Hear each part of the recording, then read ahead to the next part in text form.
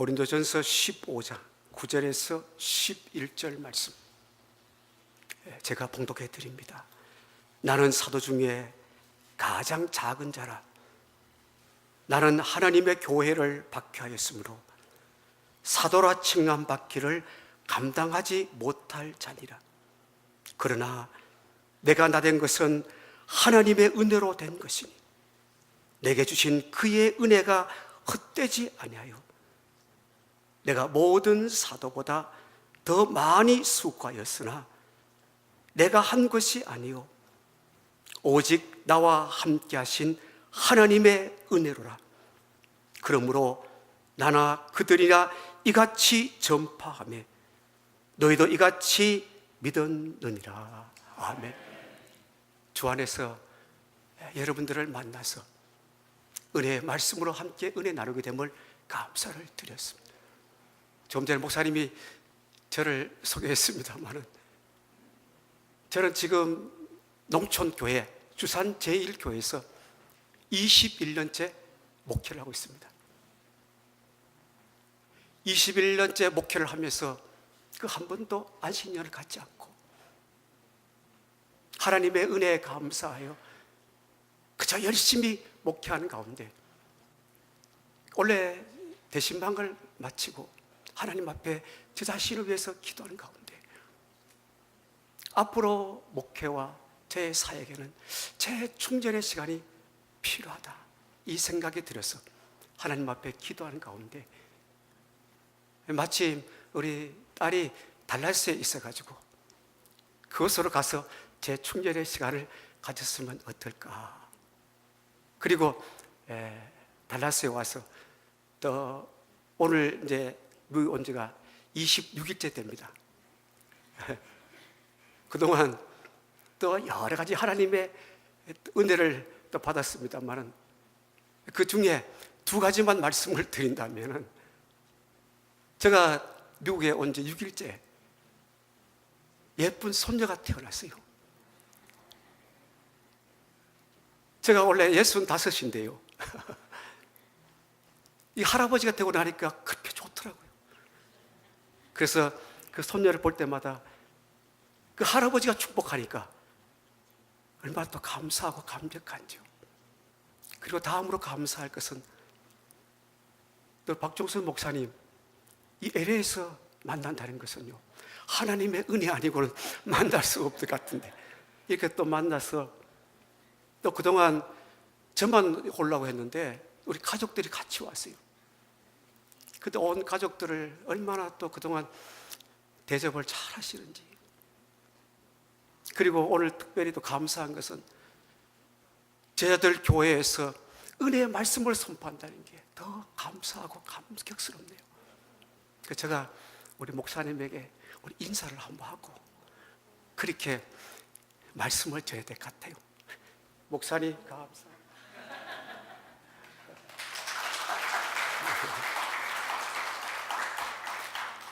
어떤 목사님이 사람의 만남에는 세 가지 종류가 있다 그랬어요.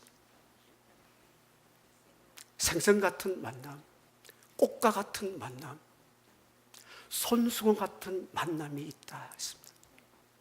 생선 같은 만남이란 만날 때마다 서로 다투고 시기하고 질투하는, 서로 영향력을 끼치지 못한 그 만남을 생선 같은 만남이라. 이 만남은 만날 때마다 냄새가 나는데 어떤 냄새가 날까요? 비린내가 나는 거예요. 꽃과 같은 만남이란 만날 때마다 너무나도 아름답고 좋은 거예요. 그래서 자꾸 만나고 싶은 거예요. 그런데 이 꽃과 같은 이 만남은 오래 가지를 못해요. 여러분들, 꽃이 가장 아름답고 향기를 피우는 그 기간이 얼마 정도 될까요? 한 일주일? 한 10일 정도 된대요. 제가 물어봤어요. 이렇게 꽃과 같은 만남은 오래 가지 못한다는 만남이에요. 손수 같은 만남은 어떤 만남이냐? 만나면 서로에게 좋은 영향력을 끼치는 만남이에요. 성도가 교회에서 땀을 흘려 수고할 때 그 땀을 닦아주는, 또한 힘들고 어려워서 괴로워서 답답해서 눈물 흘릴 때 손수건으로 눈물을 닦아주는 만남이에요. 이 만남은 서로에게 위로가 되고 힘이 되고 용기가 되는 거예요. 여러분들 이 세 가지의 만남 중에서 어떤 만남을 가지기를 원합니까? 손수 같은 만남이 있어야 됩니다. 이 성도의 만남 중에서 가장 귀한 만남 같아요. 여러분들은 그냥 제자들 교회에서 만난 것이 아니에요. 하나님의 섭리가 있는 거예요. 여러분들 그것을 꼭 잊지 마시기를 바랍니다. 여러분들 교회에 들려서 성도가 열심히 땀 흘려 교회를 위해서 봉사하고 헌신할 때 그냥 두지 마시고요, 땀을 한번 닦아주세요. 그 성도가 얼마나 힘이 될까요? 내가 더 교회를 사랑하고 더 헌신하고 열심히 하고 싶은 이 마음들을 갖게 될 거예요. 때로는 성도들 가운데 세상적으로 또 육신적으로 환경적으로 어렵고 힘들 때 눈물 흘릴 때가 있습니다. 그때 그냥 두지 마시고요, 손수건 눈물 한번 닦아주세요. 얼마나 위로가 되고 힘이 되고 용기가 될까요? 여러분들은 그런 만남이 되시기를 바랍니다. 또한 성도의 만남도, 그런 만남도 중요하지만 목사와 성도의 만남도 그 만남이 중요한 거예요. 목사님 교회를 개척하고 얼마나 땀 흘려 수고하는지요. 여러분들 목사님 이마에 흐르는 땀 한번 닦아주세요. 목사님 수고하십니다 말 한마디 해주세요. 목사님 더 힘을 낼 것 같아요. 또한 목사님 교회를 위해서, 우리 성도들을 위해서 눈물로 기도할 때 함께 눈물로 기도하고 눈물 한번 닦아주세요. 목사님 여러분들 얼마나 사랑하는지요. 한 영혼 품어안고 기도하고 계시고, 또한 여러분들 위해서 그냥 두지 않고 힘들고 어릴 때 신방에서 위로해 주는 그 목사님과의 관계는 어떤 관계가 되라고요? 손수 같은 이 만남, 이 관계가 되시기를 축원합니다. 저희 교회는 농촌 교회다 보니까 연세 드신 분들이 참 많이 계세요. 70세 이상 되신 분들이 한 100여 명 정도 계세요. 그러다 보니까 1년에 한두 번 꼭 장례식을 집례하게 됩니다. 장례식을 집례할 때 때로는 목회자의 마음을, 감동을 주고 눈물을 흘리게 하고 하나님 부르심 받고 천국 가는 성도님들 계세요. 작년에 그 신영순 권사님은 91세가 되신 권사님이신데, 그 권사님이 제가 21년 동안 그 신앙과 삶을 쭉 살펴보았어요. 그 권사님은 참 성품도 온유하고 따뜻한 분이에요. 그리고 권사님의 신앙 가운데서 가장 열심인 것은 예배 드리는 일이에요. 권사님은 공예배 빠지지 않아요. 주일 낮 예배, 오후 예배, 수요 예배, 구역 예배, 모든 예배에 열심히 참여하는 분이에요. 그리고 예배에 참여해서 돌아가실 때는요, 그냥 돌아가지 않아요. 그 목사의 마음을 또 감동을 시켜요. 손을 꼭 잡으시고, 목사님 오늘 은혜 받고 가요, 목사님 사랑해요, 그래 하는 것이 아니라 마음에다가 막 이렇게 비비세요. 그러면 피로가 싹 풀려요. 그것도 뭐 한두 번 1년 하는 것이 아니라 권사님이 육신이 약해서 교회 나오지 못할 때까지 하시는 거예요. 그 권사님이 이제 연세가 드셔가지고 요양병원에 입원하셨는데 갑자기 호흡이 곤란해서 중환자실에서 치료받게 됐어요. 그 큰 따님이 이제 권사님이신데 연락이 왔어요. 목사님, 어머니가 많이 힘들어 하시니까 목사님 기도해 주시면 좋겠습니다. 제가 이제 환자실 갔더니 그 권사님이 막 호흡이 곤란하고 많이 힘들어 하세요. 그런데 권사님이 그 육신이 건강하고 또한 믿음 생활하는 동안 하루에 꼭 하는 일들이 있어요.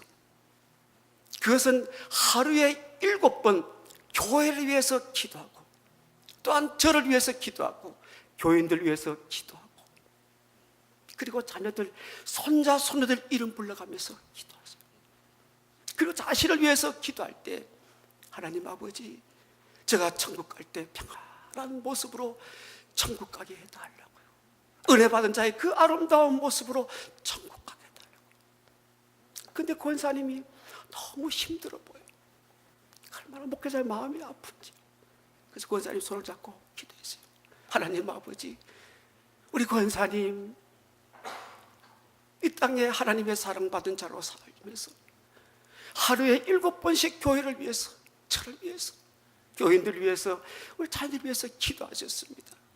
그리고 하나님 앞에 기도할 때 아버지여, 내가 천국 갈 때 평안하게 가게 해달라고 기도하셨는데 너무 힘듭니다.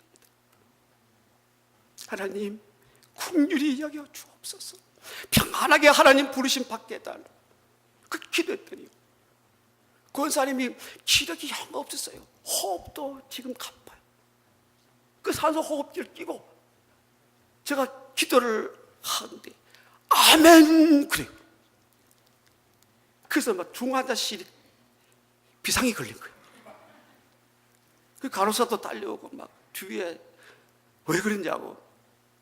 그리고 권사님이 눈을 뜨시더니 목사님 천대까지 은혜를 받으세요. 하나님 부르심 앞에 저를 축복해 주세요.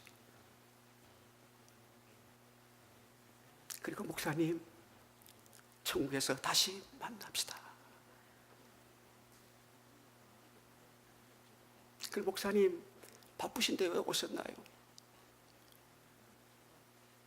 그리고 하루 반 만에 평안한 모습으로 하나님의 부르심을 받았어요. 제가 권사님 장례를 침례하면서 그 영전 사진을 볼 때마다 얼마나 감사하고 감격한지. 제가 장례식을 이렇게 침례하고 이제 하관 예식을 하는데 이제 권사님의 그 얼굴이 생각이 나요. 권사님 간에 모실 때 저 권사님 얼굴이 어떤 얼굴일까 한번 배웠어요. 그런데 얼마나 아름다운지 몰라요. 전혀 그 육신의 고통 없는 평안한 그 잠자는 그 모습이. 권사님 일어나세요 하면 곧 일어날 것 같은 그런 평안한 잠자는 모습이에요. 그 관에 모시는 분이요, 아, 이런 분은 보기가 드물대요. 권사님 하루에 7번씩 기도했던 권사님의 그 모습, 천국 갈 때 하나님께서 응답해 주신 그 모습 너무 아름다워서 저도 하나님 부르심 받을 때 우리 권사님 같은 그 모습으로 가야 되겠다 이 마음이 들더라니까요. 그리고 이제 하관식을 하는데 권사님 그 얼굴이 또 떠오르는 거예요. 권사님이 이 얼굴을 묻지 않았으면 좋을 텐데, 좀 더 오래 보면 더 좋았을 텐데. 그러나 이 몸은 흙으로 돌아가야 되기 때문에.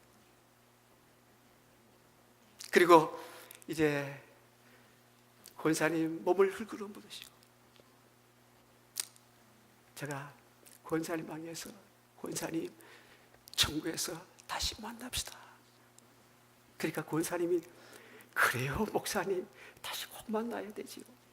그러면서 천국에서 만나보자 그날 아침. 자, 그 찬송을 불렀어요.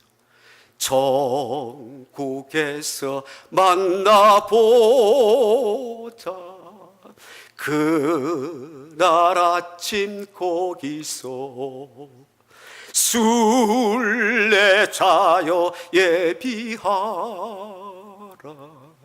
늦어지지 않도록 만나보자 저기 배는 저 천국 문에서 만나보자 그날 아침 그 문에서 만나자. 저는 천국 가면 권사님 꼭 만날 거예요. 여러분들 이 땅에서 성도로 만난 것도 중요한데 더 귀한 만남은 천국에서 만나는 거예요. 여러분 꼭 만나게 될 줄 믿습니다. 우리 한번 인사할까요? 천국에서 꼭 만납시다.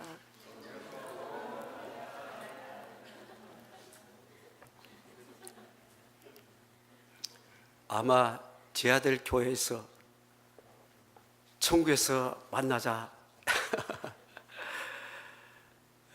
인사는 우리 처음 같은데 여러분 다 어디서 만나야 되나요? 천국에서 만나야 됩니다. 꼭 만나야 됩니다. 아직까지 예수를 믿지 않은 우리 가족들이 있다면 우리 천국에서 꼭 만나도록 기도하고 주님 앞으로 인도하시기를 바랍니다. 제가 한 교회에서 21년째 목회하면서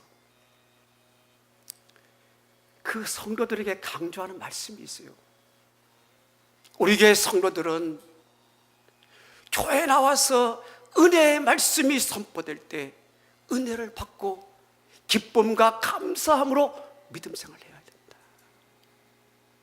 은혜를 받고 교회를 섬기고 직분을 감당해야 된다. 그래서 강조해요. 제가 그렇게 강조한 이유가 있어요. 저희 교회가 2008년도에 성전을 건축했어요. 저희 교회는 성전을 건축하기 전에 40일 새벽기도 2번을 하나님 앞에 드렸어요. 기도로 준비해야 되겠다. 그런데 막상 성전을 건축하니까요 쉬운 일이 아니더라고요. 그래서 하나님께서 성도들의 그 밤에 성전에 나와서 이 성전 바닥에서 눈물 흘리며 기도하는 그 기도를 드렸어요. 공사 기간에 은혜 가운데서 성전 건축을 마쳤어요. 그리고 2009년도에 성전 봉헌 예배를 드리고 하나님의 은혜가 너무나도 감사해서 그저 하나님의 은혜 감사하며 기도하는 가운데 그 성령께서 요한복음 1장 14절 말씀이 육신이 되어 우리 가운데 거하시며 우리가 그의 영광을 보니 아버지의 독생자의 영광이요 은혜와 진리가 충만하다. 이 말씀을 주시는 거예요. 그래서 우리 교회 표를 은혜와 진리가 충만한 교회로 표를 정하고 이 하나님이 주신 이 은혜 우리가 그냥 있는 것이 아니라 교회를 통해서 은혜 받고 우리 성도들은 은혜 받은 자로서 교회를 섬기고 봉사하고 또한 지역에서 은혜 받은 자의 삶을 통해서 그리스도가 증거되게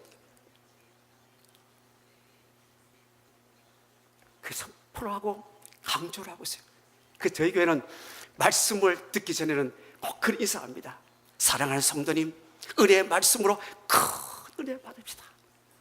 사랑하는 성도님 천국 갈 때까지 항상 은혜 가운데 살다가 하나님 부르심 앞에 은혜 받은 자로 천국 갑시다. 인사합니다. 제가 이제 남은 목회 기간 제가 한 5년 정도 남았는데요 우리의 표현은 은혜와 진리가 충만한 교회입니다.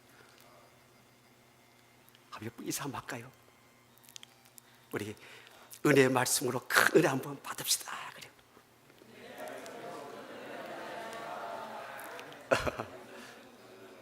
그래도 제 아들 교회는 인사를 잘한 편이에요.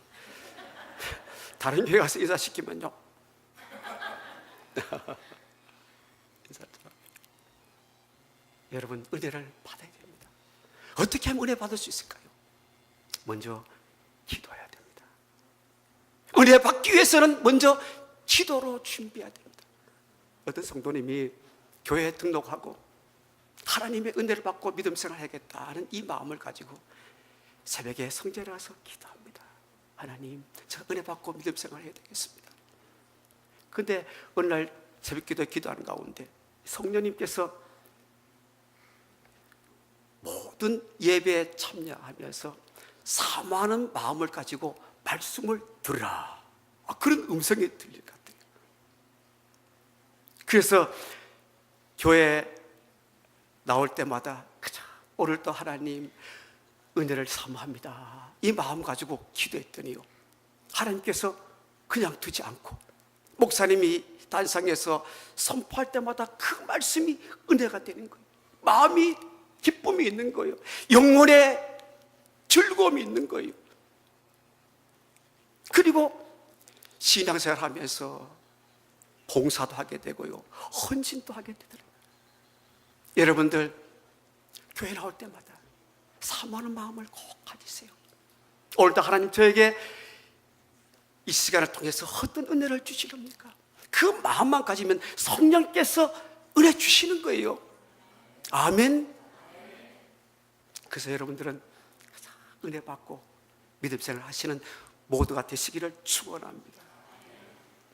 오늘 하나님께서 우리에게 은혜의 말씀을 주셨습니다. 생명의 말씀을 주셨습니다. 축복의 말씀을 주셨습니다. 치유와 회복의 말씀을 주셨습니다. 오늘도 사모하는 심령으로 우리가 이 말씀으로 함께 은혜 충만한 시간 되시기를 축원합니다. 오늘 본문의 말씀은 사도 바울이 하나님께서 자신에게 베푸신 은혜를 깨닫고 고백한 말씀입니다. 오늘 본문 10절 말씀에 보면은 은혜라는 말이 3번이나 기록이 되어 있습니다. 내가 나된 것은 하나님의 은혜, 내게 주신 하나님의 은혜, 오직 나와 함께 하신 하나님의 은혜. 우리가 성경을 읽고 묵상하다가 이 반복되는 말씀은 더 주목하시기를 바랍니다. 하나님께서 우리에게 반복해서 주신 말씀은 그 말씀을 너희들은 꼭 마음에 새기고 그 말씀대로 너희들이 살아라. 그러면 은혜를 주시고 축복을 주고 그리고 능력의 말씀으로 너희들이 믿음 생활을 할 것이다. 여러분들 잊지 마시기를 바랍니다. 여기서 이 은혜라는 말은 받을 자격이 없는 자에게 베풀어 주신 하나님의 넘치는 사랑을 의미합니다. 바울을 우리가 잘 알잖아요. 바울은 자격이 없는 죄인이요, 지옥에 갈 수밖에 없는 사람입니다. 그런데 하나님의 은혜로 복음을 전하는 사도가 된 거예요. 바울은 이 하나님의 은혜를 깨닫고 너무나도 감사하고 감격하였기에 3번씩이나 반복해서 하나님의 은혜를 말한 거예요. 그러면 바울이 깨달은 하나님의 은혜는 어떤 은혜입니까? 내가 나된 것은 하나님의 은혜다 하는 거예요. 내가 나된 것은 하나님의 은혜로 된 것이다. 바울이 예수님을 믿기 전에, 사도가 되기 전에 어떤 사람이었습니까? 오늘 본문 9절 말씀에 보면은 나는 사도 중에 가장 작은 자라, 나는 하나님의 교회를 박해하였으므로 사도라 칭함받기를 감당하지 못할 자니라고 했습니다. 바울은 예수님을 만나기 전에, 사도가 되기 전에 교회를 박해하던 사람이었습니다. 예수 믿는 성도들을 감옥에 가두는 사람이었습니다. 그 당시 교인들이 사울을 만날까 봐 두려운 마음을 가졌던 사람들이 많이 있었다는 거죠. 근데 그가 하나님의 은혜로 교회를 박해하고 복음을 박해하던 그가 복음을 전하는 사도가 된 거예요. 바울은 이 하나님의 은혜를 한시도 잊지 않았어요. 그래서 내가 나된 것은 하나님의 은혜라고 고백하는 거예요. 바울의 이 고백은 정말 위대한 고백이에요. 바울은 이 고백만 하고 그냥 사역한 것이 아니에요.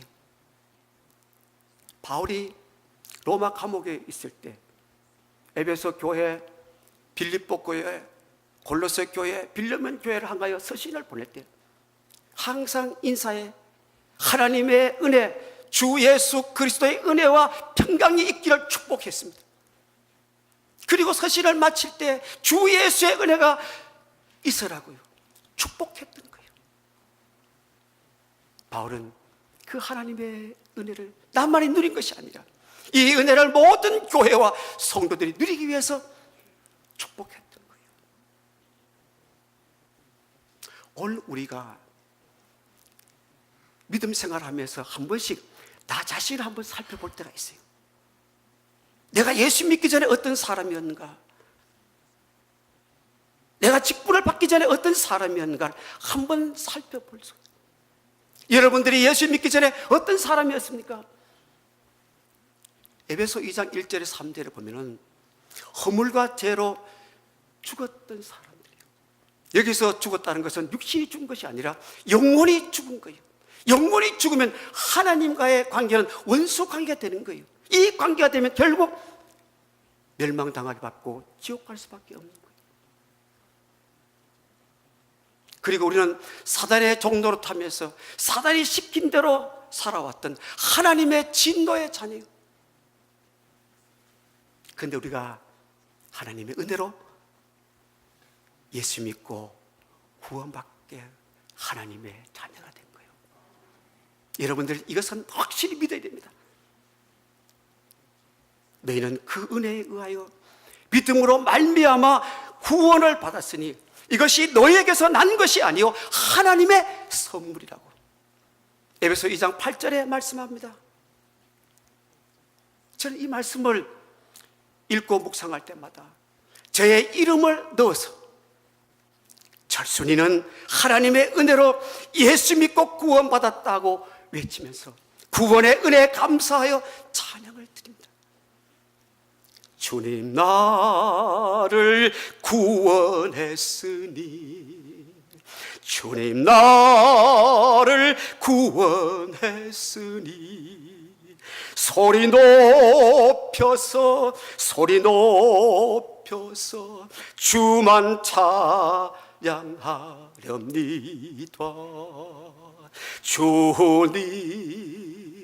주님 나의 기도 들으소 할렐루야 주님만을 사모하게 하옵소서. 할렐루야. 사랑하는 여러분, 여러분은 하나님의 은혜로 구원받은 것을 확실히 믿고 찬양하시기를 바랍니다. 하나님의 은혜로 구원받고 감사하며 찬양하는 사람은 복 있는 사람입니다. 여러분들은 하나님의 은혜로 구원받고 어떤 복을 받았다고 하나님 앞에 감사하며 간증합니까? 여러분들은 어떤 복을 받았습니까?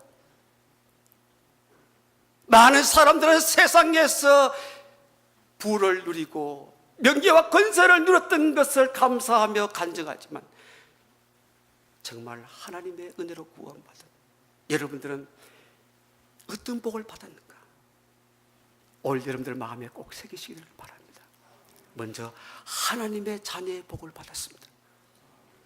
여러분 다 누구의 자녀예요? 그럼 인사합시다. 우리 사랑하는 성도님은 하나님의 자녀입니다.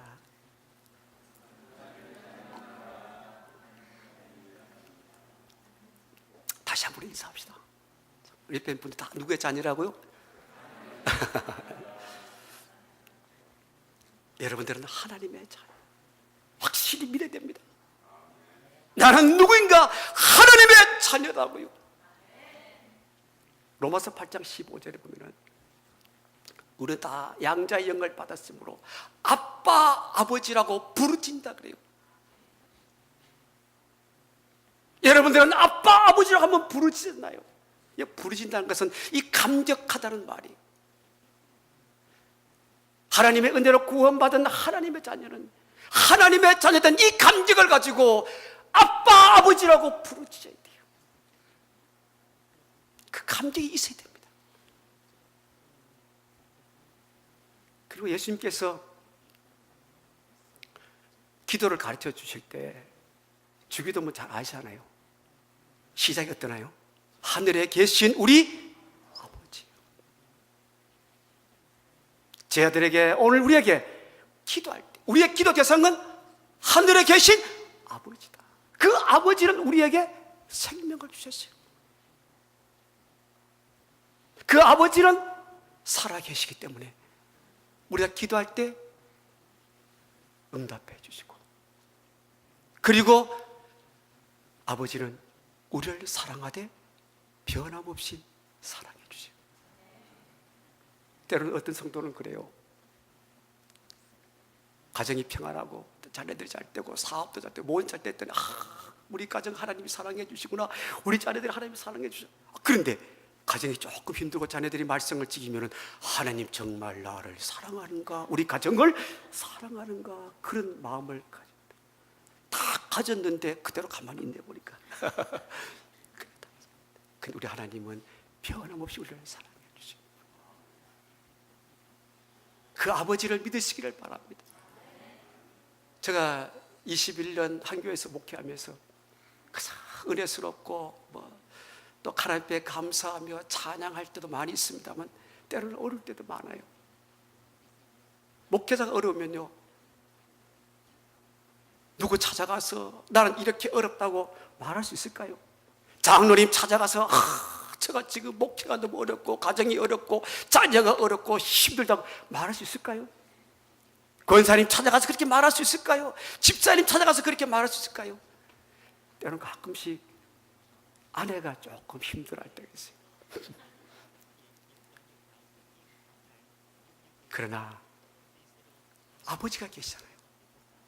아버지가 아들 삼아주시고 주의 일들을 위해서 아버지께서 그냥 두시지 않고 졸지도 주무시지 않고 지켜주시는 그 아버지, 그 아버지를 바라보고 기도하면요, 아버지께서 육신의 아버지보다 더 잘 아시잖아. 마음과 생각과 힘든 것 모든 것 아버지 이름 부르며 기도하면요, 아버지께서 그냥 두지 않고 힘도 주시고 용기도 주시고 말씀도 주시고요. 여러분들 힘들고 어려울 때 물론 목사님 찾기도 하고 사모님 찾기도 합니다만 먼저 누구를 찾으세요? 아버지 찾으세요. 정말 아버지에 대한 믿음만 있다면 기도할 때 아버지는 그냥 계시지 않아요. 우리 자녀들을 얼마나 사랑하시나요? 아들을 십자가에 죽기까지 사랑하신 그 아버지께서 그냥 두시지 않아요. 기도할 때 아버지께서 도와주세요, 힘 주세요, 용기 주세요, 근심 걱정 다 떠나도록 인도해 주세요.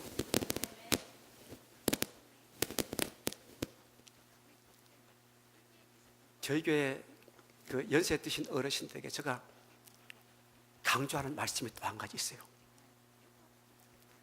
왜냐하면 연세가 드시다 보니까 육신이 약하니까 또 믿음 생활도 제대로 하지 못하고 또한 기도 생활도 하지 못하다 보니까 자꾸 믿음이 연약해질 수 있어요. 제가 우리 연세 드신 이제 우리 성도님들에게 두 가지는 꼭 천국 갈 때까지 믿어야 된다. 나는 하나님의 사랑받은 자녀다. 하나님이 나를 부르실 때 나는 천국에서 주님과 함께 영원히 산다. 이 믿음만 가지세요. 제가 신방하면서 다른 설교를 하지 않아요. 집사님은 누구의 자녀예요? 하나님의 자녀예요. 하나님 자녀가 이 땅에 하나님 부르실 때 어디 가시나요? 천국 가요. 확실하게 대답해요. 그리고 천국 가실 때 그냥 가지 않아요. 저는 우리 교회 어르신들 간증이 너무 많아요. 한 분만 더 간증할게요. 소개할게요. 그 조주영 권사님이신데요, 그 권사님도 열심히 예배에 나와서 말씀 듣고 은혜 받아요. 제가 그 수요 예배 때 요한계시록을 강의했는데요, 그 요한계시록 강의하면서 앞으로 우리가 가야 할 그 천국, 또 이 땅에 임할 새 하늘과 새 땅에 대해서 쭉 말씀을 하잖아요. 권사님이 그 말씀을 읽고 듣다가 너무나 감동이 된 것 같아요. 그리고 집에 돌아가서 요한계시록을 읽기 시작했는데요, 제가 한번 신방을 갔더니 권사님이 요한계시록을 딱 펴더니 뭐 종이 하나가 이렇게 그 요한계시록에 딱 이렇게 붙여 있더라고요.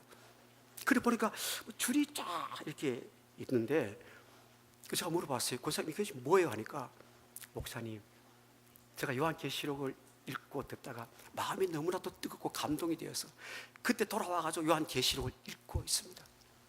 제가 그때 보니까 한 90번 정도 읽은 것 같아요. 그런데 이 권사님이 안질이 나빠가지고 성경책을 보면 가까이에서 성경책을 봐야 돼요. 그런데 그 안질 나쁜 그 눈으로 90번을 읽었다는 것은요, 제가 우리 권사님 대단하신 분이구나. 그래, 우리의 권사님은 은혜를 받으면 이렇게 말씀을 많이 읽으시구나. 이제 그 권사님이 갑자기 병을 입원했는데 그 위암 말기. 그래서 병원에서는 더 이상 치료할 수가 없다 해가지고 그 이제 자녀들이 와서 그 어머니를 이제 간호하게 되는데 제가 이제 병원에 이제 신방을 갔더니 그 자녀들이 얼굴들이 전부 다 이렇게 슬픈 기색이나 그런 것이 아니라 전부 다 싱글벙글 웃고 있어요. 어쩌가 이상하다. 자녀들은 어머니 저렇게 아픈데 왜 저렇게 싱글벙글 하고 있을까? 제가 물어봤어요. 그랬더니요, 어머니가 그 병석에서 힘든 가운데 자녀들 한 명 한 명 다 축복해 줬다. 축복해 줬다. 우리 자녀들 다 천국에 다시 만나야 된다. 어머니 꼭 만나야 돼. 축복다. 그러니까 자녀들이 전혀 그 어머니에 대한 그 신앙과 그 영적인 모습을 보니까 마음이 그렇게 편하다는 거죠. 사이가 무래요. 목사님, 제가 이제까지 많은 성도들을 봤습니다만 우리 어머니 같은 분들은 처음 봤대요. 그래서 2번을 기도했는데요, 그 첫 번째 기도 내용과 두 번째 기도 내용이 다를까요? 틀릴까? 똑같으래요. 이야, 제가 이제 병석에서 하나님 말씀을 전하면서 위로해야 되는데 그 성령님께서 요한계시록 21장 1절에 4절 말씀을 주세요. 이 땅에 임할 새 하늘과 새 땅, 그것은 눈물도 없고 곡하는 것이나 애통하는 것이 슬픔이 없는, 아픈 것이 없는 것이다. 제가 그 말씀을 읽는데요, 권사님이 기력이 하나도 없으신 분이 같이 읽는 거예요. 제가 깜짝 놀랐어요. 권사님은 아마 하나님 부르실 때까지 한 300번 이상은 요한계시 읽은 것 같아요. 그걸 암송하고 있는 것 같아요. 그 힘이 없으신 분이 줄줄 읽으시더라고요. 그러면서 권사님이 저를 보고, 목사님, 제가 먼저 천국 갑니다. 뒤따라 오세요. 그래서 제가 뒤따라 가려고 지금 준비하고 있습니다. 자, 여러분들, 우리 하나님의 자녀는 천국에서 주님과 함께 영원히 산다는 이 축복을 받은 것을 꼭 잊지 마시기를 바랍니다. 하나님의 은혜로 구원받은 사람은 성령님이 함께하는 복을 받습니다. 예수님을 나의 구세주로 믿으면 여러분들 가운데 누가 계시나요? 성령님이 계십니다. 여러분들 확실히 믿으시기를 바랍니다. 성령님은 우리 가운데 계시면서 그냥 계시는 것이 아니라 우리가 교회를 위해서 봉사하고 충성하고 헌신하고 복음을 증거할 때 능력을 주시고 지혜를 주신 거예요. 그러므로 교회 일을 할 때, 봉사할 때 여러분들은 절대로 내 힘으로, 지식으로, 경험으로 하지 않고 성령님이 주신 능력으로 지혜를 감당하시기를 바랍니다. 때로는 귀한 직분을 받고도요, 자꾸 자기의 생각, 경험을 하다 보니까 평안할 때는 괜찮은데 좀 힘들고 어려우면 목사님, 너무 힘듭니다. 이제 그 직분을 그만 두어야 되겠습니다. 제가 목회하면서 잘 듣기 싫은 것이 바로 그겁니다. 꼭 연말 때면 긴장을 해야 돼요. 지금은 이제 자꾸 이제 숫자가 줄어들었습니다만, 목사님 하면 제가 예감이 와요. 이 성도님 또 집사님, 권사님 또 일할 때 또 시험 들고 어려움을 당했구나.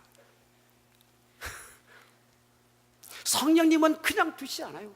여러분들, 나는 연약하다, 부족하다, 배운 것이 없다, 다 그런 핑계받게 되지 않아요. 성령님은 주의 일할 때 힘과 지혜와 능력을 줄 줄 믿습니다. 그리고 성령님 우리를 위로해 주세요. 우리의 연약함이 얼마나 많이 있나요? 그래서 성령님 우리의 연약함을 아시고 우리를 위로해 주세요. 그리고 성령님은 우리가 천국 갈 때까지 우리를 인도해 주시는 분이세요. 그러므로 하나님의 은혜로 구원받은 성령님이 함께하는 복 있는 사람인 것을 믿으시기를 축원합니다. 또한 하나님의 은혜로 구원받은 사람은요, 사탄의 권세를 이기는 복을 받습니다. 구원받은 성도들은 정말 이 시대를 영안이 열려서 한번 바라볼 수 있어야 돼요. 이 시대를 한번 영적으로 한번 진단할 수 있는 그런 제들 교회 성도님들이 되시기를 바랍니다. 제가 성경을 쭉 읽다가요, 사사기를 읽는 가운데 사사시대가 지금 이 시대인 것 같아요. 사사시대가 이스라엘 역사 가운데 가장 암흑시대예요. 하나님의 백성들은 하나님을 멀리하고 하나님을 믿지 않고 하나님을 떠나버리고 하나님이 가장 싫어하는 우상을 섬기고 하나님의 마음을 아프게 했던 시대예요. 영적으로 보면 이 시대가 정말 암흑시대 같아요. 지금 한국 교회들 거요, 성도들 보면은 자꾸만 하나님을 가까이 해야 되는데 하나님을 자꾸만 멀리하고, 열심히 하나님을 섬기고 열심히 예배 자리에 나와야 되는데 갈수록 자꾸만 멀어져요. 지금 한국 교회에 목회자들이 기도 제목 중에 한 가지가 지금 30대 40대 일꾼이 없대요. 제가 이렇게 한번 살펴봤더니요, 지금 30대 40대가 지금 서울에서 살려면요 맞벌이 하지 않고는 살 수가 없어요. 맞벌이 하더라도 자녀 교육까지 하려면 너무나 힘든 거죠. 그리고 맞벌이가 부부가 한 주 동안 일하고 토요일날 집에 와서 가정일 돌보고 주일날 교회 가서 봉사하기 싫을까요, 어떨까요? 저희 교회 한 청년이 서울에서 오는데요, 목사님 참 봉사하기가 힘듭니다. 야, 이놈아 왜 힘들어? 니라까지 청년인데. 근데 일주일 동안 쭉 이야기 들어보니까요 참 힘들더라고요. 정말 우리가 이 시대를 우리가 영적으로 바라보고 여러분들 항상 하나님을 가까이 하시기를 바랍니다. 하나님을 의지하시기를 바랍니다. 그래서 하나님의 도우심을 우리가 이 땅의 삶을 살아야 됩니다. 여러분들은 천국 갈 때까지 하나님을 의지해야 됩니다. 하나님 도움 없이 우리가 살 수가 없어요. 그리고 사단은요 지금 교회 부흥 성장을 아주 싫어합니다. 복음을 방해하고요, 또 성도들의 믿음 생활하지 못하도록 유혹하고요, 그리고 교회가 기도하지 못하도록 해요. 지금 우리 교회들 보세요. 한국 교회도 그래요. 갈수록 교회들마다 기도 소리가 약해져 버렸어요. 성도들의 기도 숫자가 자꾸만 줄어들어요. 기도하지 않으면 사탄이 너무 좋아한대요. 어떤 분이 재미 이야기 하더라니까요. 교회가 기도하지 않으면 사단이 교회 와서 하는 일이 뭔지 아시나요? 지붕 위에서 고스톱 친대요. 야, 저는 그 이야기 듣고 충격을 받았어요. 이 웃을 이야기 아니다. 지금 교회가 세상의 빛과 소금의 역할을 해야 되는데 그 사명 감당 위해서 교회가 기도해야 되는데 기도하지 않고, 성도도 그래요. 기도 숫자가 자꾸만 줄어요. 그 저는 강조합니다. 우리 구역장 또 우리 항종직은 일주일에 한 번씩이라도 새벽에 나와서 우리 교회를 위해서 기도하고 이 나라 민족을 위해서 기도하고 목회자들 위해서 기도할 때다. 여러분들 교회를 위해서 많이 기도하시길 바랍니다. 교회를 위해서 기도하는 교회는요 하나님께서 반드시 이 시대에 귀하게 쓰임받는 교회가 될 줄 믿습니다. 기도하는 가정 하나님께서 그냥 두지 않고 믿음에 부유한 가정으로, 감사가 부유한 가정으로, 기쁨이 넘치는 가정으로 세워집니다. 믿음의 어머니가 자식을 위해서 기도하면 그 자식은 반드시 하나님께서 은혜를 주죠. 조금 전에 그 현금 찬양했던 누군지 아시나요? 사위예요, 제 사위. 지금은 그 달라스 사우스 웨스트 거기서 이제 그 신학 공부를 하고 있는데 하나님께 기도했더니 또 하나님께서 이렇게 또 주의 사역을 위해서 또 사위를 주셔가지고 오늘도 이렇게 또 찬양하니까 또 그것도 은혜에 대한 찬양하니까 제가 또 감동이 되네요. 그래 여러분들 교회를 위해서 우리 자녀들 위해서 많이 기도하시기를 바랍니다. 사도 바울은 하나님의 은혜로 사도가 된 것을 깨닫고 무엇이라고 말합니까? 오늘 우리 10절 말씀 다시 한번 통독합시다. 그러나 내가 나된 것은 하나님의 은혜로 된 것이니 내게 주신 그 은혜가 헛되지 아니하여 내가 모든 사도보다 더 많이 수고하였어. 내가 한 것이 아니요 오직 나와 함께 하신 하나님의 은혜. 바울은 하나님께서 베푸신 그 은혜, 내가 나된 것은 하나님의 은혜라고 고백하면서 그 은혜가 헛되지 아니하여 내가 모든 사도보다 더 많이 수고하였으나 내가 한 것이 아니요 오직 나와 함께 하신 하나님의 은혜라. 사도 바울은 하나님의 보신 은혜를 깨닫고 그 은혜가 헛되지 않기 위해서 모든 사도보다 더 많이 수고했다. 여기서 이 수고했다는 것은 탈진할 정도로 열심히 노력했다는 그런 뜻이에요. 바울은 복음을 증거할 때, 은혜 복음을 증거할 때 생명을 다 해서 복음을 증거합니다. 때로는 동족들을 통해서 수많은 매를 맞고 감옥에 갇히지만은 불평하지 않고 복음을 그만두지 않고 끝까지 복음을 증가하다가 순교했습니다. 바울은 하나님의 그 은혜에 보답하고자 하는 이 마음이 있었기 때문입니다. 그 은혜가 헛되지 않기 때문입니다. 성경에 보면요, 은혜 받은 세 부류의 사람들이 있습니다. 그 첫 번째 사람은 은혜를 받고도 원망하는 사람이에요. 그 옛날 이스라엘 백성들입니다.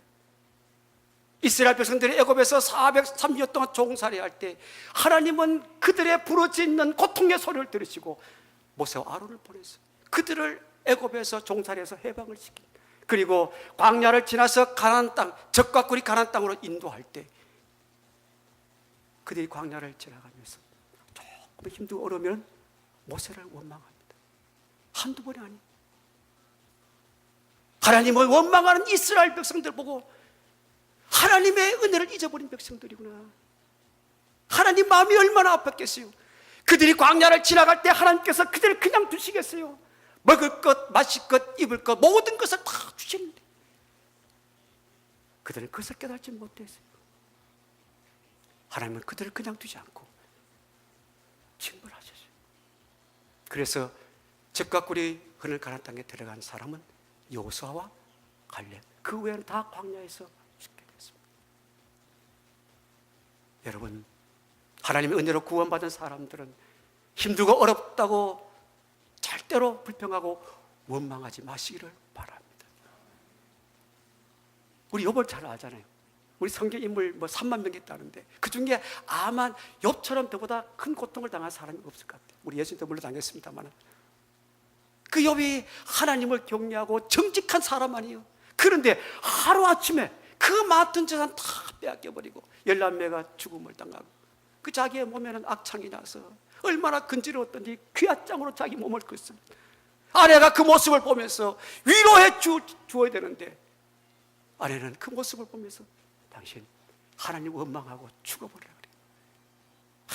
여러분 한번 생각해 보세요. 그 말, 그 아픔, 그 상처. 그러나 욥은 하나님에 대한 믿음이 있었습니다. 하나님께서 내가 이 땅에 태어날 때 알몸으로 태어나서 내가 이 세상을 떠날 때도 알몸으로 갈 거야. 주신 자도 하나님이요 거두신 자도 하나님이다. 나는 하나님께 죄를 범하지 않고 하나님 앞에 원망하지 않고 않을 거다. 그러면서 하나님을 찬양해요. 하나님은요 택한 백성들 그냥 두지 않아요. 끝까지 지켜주신다는 이 믿음을 가지시기를 축원합니다. 우리가 잘 아는 헬런 켈러, 그는 눈도 보지 못하고 귀도 듣지 못하고 말도 하지 못하잖아요. 삼중고를 겪으면서 그런 인생을 살아갈 때 그런데 하나님 앞에 원망하거나 불평하지 않고 하나님 앞에 감사했다는 거예요. 한번 기자가 물어봤대요. 어떻게 그런 고통을 가지고 인생을 살아가는데 어떻게 하나님 앞에 원망하지 않고 살 수 있었느냐. 나는 하나님의 이 은혜를 한시라도 잊지 않고 살았다. 어떻게 내가 하나님 앞에 받은 은혜에 원망할 수가 있겠느냐. 여러분 절대 원망하지 마세요. 하나님은 싫어하세요. 여러분들은 감사하는 여러분 되시기를 축원합니다. 범사에 감사하라, 이런 그리스도 안에서 너희를 향하신 하나님의 뜻이다. 그래요. 여러분 어렵고 힘들 때 왜 이렇게 힘들고 어려워? 아니야, 하나님 이 어려움도 주신 것도 감사합니다. 그러면요, 감사에는 기적이 나타나요. 아멘. 그 두 번째 사람은요, 하나님의 은혜를 받고 당연한 것으로 아는 사람이에요. 누가복음 17장 11절 이하에 보면은 예수님께서 예루살렘으로 가시다가 한 마을에 들어가시니 10명의 나병 환자들이 예수님이 마을로 오신다는 소문을 듣고 멀리서 예수님을 향하여 부르짖습니다. 예수 선생님이여, 불쌍히 여겨달라고. 예수 선생님이여, 불쌍히 달라고. 여러분들 그 나병 환자들 그 당시에 보면요, 부정한 병으로 인해 가지고 가족들과 살지 못하고 또한 이웃들과 살지 못하고 멀리 떨어져 있어요. 죽을 수 있는 병이에요. 근데 예수님이 가신다는 소문을 듣고 우리 예수님 앞에 한번 부르짖자. 아마 그들은 믿음이 있었는지 모르겠습니다만 그래도 아마 믿음으로 부르신 것 같아요. 예수 선생이여, 불쌍히 여겨달라고. 예수님은 그 소리를 듣습니다. 그리고 너희 몸을 제사장들에게 가서 보여라. 그리고 예수님 말씀을 들었던 10명의 나은 자, 제사장들에게 자기의 몸을 보이러 가다가 깨끗하게 나왔어요. 피부가 깨끗해졌어요. 그때 한 사람은 주님이 치료해 주신 것 너무나도 감사해서 부르짖어 하나님 앞에 영광을 돌립니다. 그리고 예수님 발에 딱 무릎을 꿇고 예수님, 제 병을 치료해 주셔서 감사합니다. 그때 예수님께서 9은 어디 있느냐? 9은 어디? 그 9 사람은 치유를 받았지만은 주님의 은혜가 당연한 것을 알고 가버렸어요.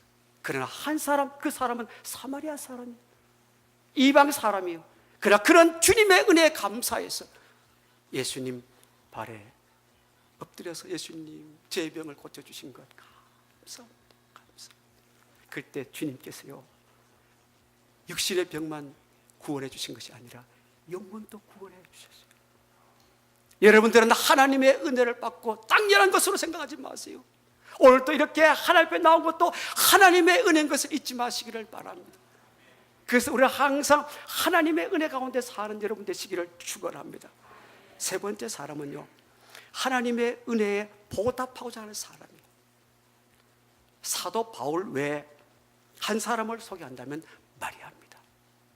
마가복음 14장 3절 이하에 보면은 예수님께서 마지막 유월절을 앞두고 베다니 시몬의 집에서 식사하실 때 마리아가 매우 값진 향유 옥합을 깨트려 예수님의 머리에 붓고 장례를 준비합니다. 여기 나온 마리아는 바로 주님의 은혜에 감사해서 지금 주님 앞에 헌신하는 마리아인데, 막달라 마리아예요. 그런 비천한 여인이에요. 죄인이에요. 주님을 만나서 그런 주님의 은혜와 사랑을 한치도 잊지 않았어요.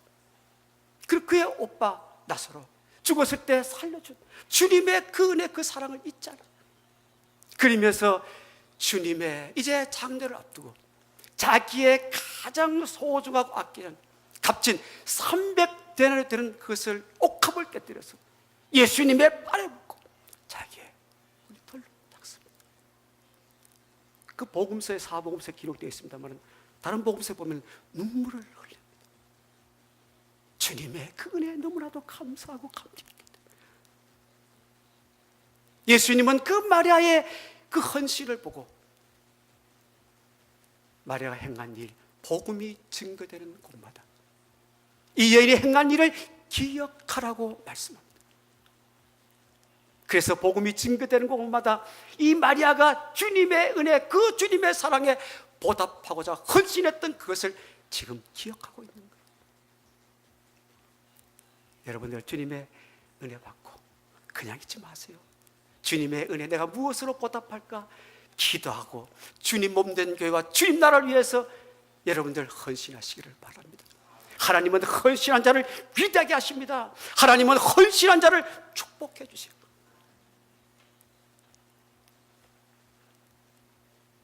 여러분들은 제 아들 교회를 통해서 앞으로 하나님께서 많은 은혜를 베풀어 주실 것 같아요. 제가 이렇게 목사님 만나서 제가 2번 만났거든요, 고향에서.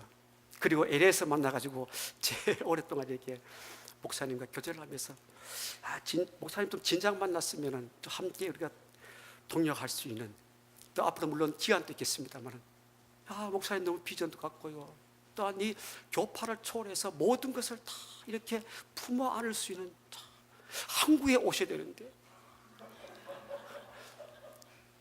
보니까 오지 않을 것 같아요. 제 아들 교회가 너무나도 좋대요. 여러분들 만난 것이 너무나도 행복하대요. 여러분 이 마음을 아시나요?